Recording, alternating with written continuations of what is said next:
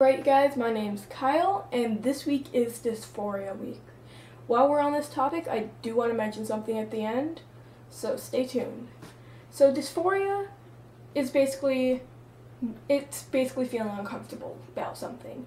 Gender dysphoria is feeling uncomfortable about stuff that make you a certain gender. So if you are born female, you have gender dysphoria, you have dysphoria about things that make you look feminine. If you are born male but want to be female, you have gender dysphoria about everything that makes you look male.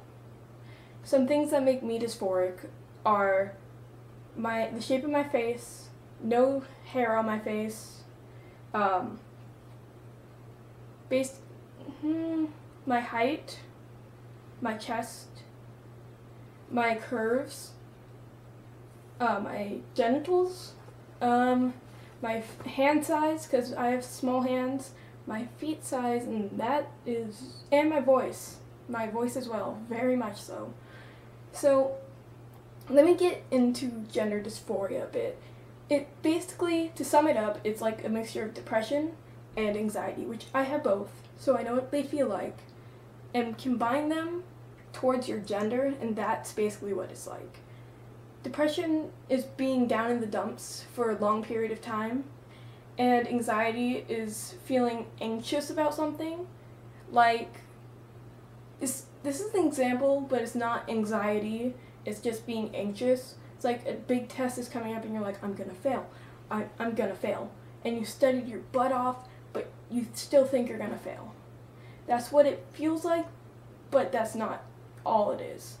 Anxiety also is when someone looks at you, when they're looking right at you, or looking near you, or anything, and you're like, oh my god, they know I'm not a man. Even though you are a man, or you are a woman, you think that they know that you weren't born as that gender. This is kind of a hard topic for me to talk about, as I do experience a lot of dysphoria. I try to pack at least, I use a binder. Do not use tape or any of that stuff. Binders bought for like $5 online, they're barely a step above an ace bandage, so don't use those. If you're going to try and buy a binder, try and get it from GC2B, try and get it from Flaunt Streetwear, try to get it from Underworks. Those are the 3 best companies I've heard of. And 2 of those companies I've tried and can vouch for. I can vouch for Underworks, and I'm currently wearing GC2B, and I can barely even tell I'm wearing it.